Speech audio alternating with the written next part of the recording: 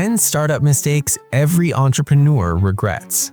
Every single day, thousands of people quit their jobs. They drain their savings. They bet everything on a startup idea they believe will change the world. The energy is real, the fire is real, but so is the danger. 90% of startups fail, not because the founders weren't smart, not because they didn't work hard, but because they walked straight into traps nobody warned them about. Startup failure, cash burn, founder burnout, it all started with 10 avoidable mistakes. And mistake number 1 might already be destroying you. Stay with me through every single one of these because they chain together. Miss 1 and you might survive. Miss 3, your startup is already dead. Welcome to DollarPreneur.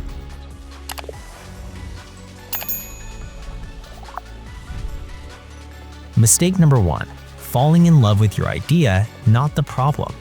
Meet Dave. Dave has a brilliant startup idea. He's thought about it every day for 6 months. He can see the product market fit so clearly in his mind. There's just one problem. He's never once asked a real customer if they actually need it. He builds the product entirely in his head. No customer interviews, no problem-solution fit testing, just pure, beautiful, dangerous assumption. And that assumption is about to cost him everything. And it gets worse with the very next mistake. Mistake number 2, skipping market research. Dave knows his idea is great, so why waste time checking competitor analysis or total addressable market? Because without that data, he's about to launch a rocket with no fuel into a market that doesn't exist. 0 users, 0 revenue, 0 demand. He thought he was building a high-growth startup. He was building a solution to a problem nobody had. And if he'd had the right team around him, someone might have stopped him, but he didn't, and that's mistake number 3. Building alone, no co-founder, no team, no advisory board. Dave is the CEO, the developer, the marketer, and the accountant all at once. Every great startup founder who built a billion-dollar company had one thing Dave doesn't: people. And while Dave is spinning in circles, his cash runway is disappearing. 3 months later, behind on everything, exhausted, making no real progress. He told himself solo founders are tougher, but tough doesn't build companies, teams do. And speaking of things draining quietly in the background, his bank account is next. Mistake number 4, ignoring cash flow management. Revenue is vanity, profit is sanity, but cash flow is oxygen, and Dave is suffocating. He's been spending like Series A already happened. The burn rate is out of control, and now watch what happens when he runs out of time. He waited until 2 weeks of runway to start looking for investors. Investors don't fund desperation, they fund momentum. He had none. And the reason he had none is because he spent 6 months avoiding the one thing that would have saved him. That's mistake number 5. Perfection paralysis, launching too late. Dave has been polishing his MVP, his minimum viable product, for 8 months. He tells himself it's almost ready. But almost ready is a lie founders tell themselves, while their competitors eat their market alive. And when he finally opens that launch door, he's not gonna like what he sees. He launched, but the market had already moved on. Reid Hoffman once said, "If you're not embarrassed by your first version, you launched too late." Dave wasn't embarrassed, he was invisible. And invisibility starts with mistake number 6. Mistake number 6, no clear value proposition. Dave's pitch is we do everything for everyone everywhere. He thinks that means big opportunity. What it actually means is nobody knows what you do, who you serve, or why they should care. No unique selling point, no target customer, no message. And without a message, no amount of marketing budget in the world will save you. When you try to serve everyone, you serve no one. The most powerful startup marketing strategy ever invented is laser focus. One customer, one pain, one solution, one sentence. Dave can't focus because his wallet is already burning. And here's where the real damage kicks in.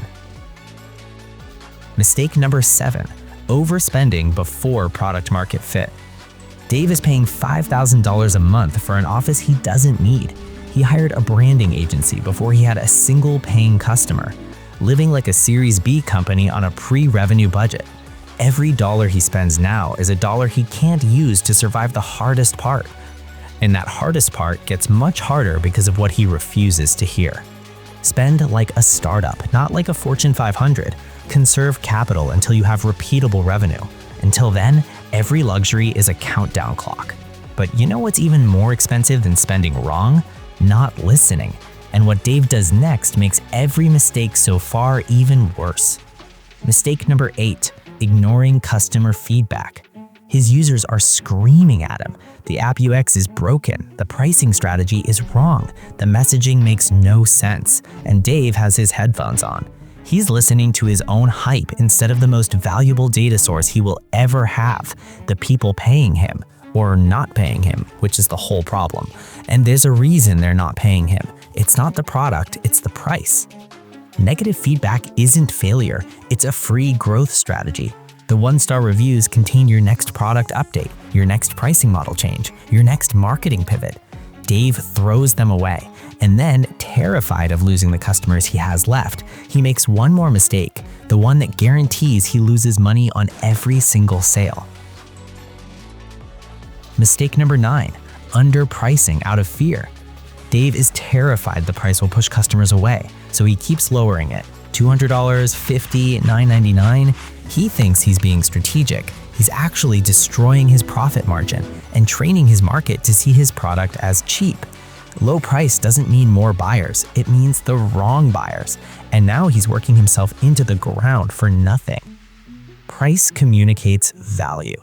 If you don't believe your product is worth a premium, why would your customer? Dave just sold himself into poverty. And now, exhausted, underfunded, and underpriced, he hits the one wall that breaks almost every founder who gets this far. Most of them never see it coming. Mistake number 10, and this is the one that breaks hearts: quitting too soon. Dave is so close. Every startup entrepreneur who ever made it went through this exact valley, the dip, the silence, the point where the numbers don't move and the doubt is deafening. Dave puts the pickaxe down, he walks away, and then something happens that he never gets to see, something that would have changed his entire life.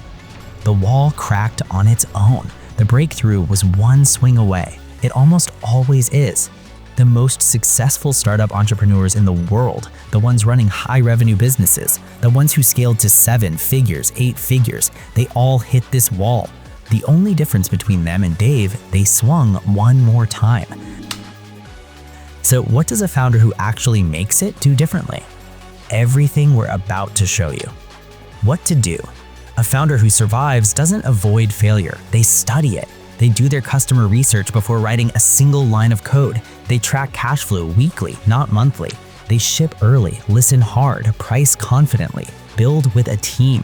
These aren't just tips, these are the exact startup growth strategies that separate the 1% who make it from the 99% who don't. And you now know all 10 of the landmines. If this hit different, if you saw Dave in yourself or someone you know, hit subscribe.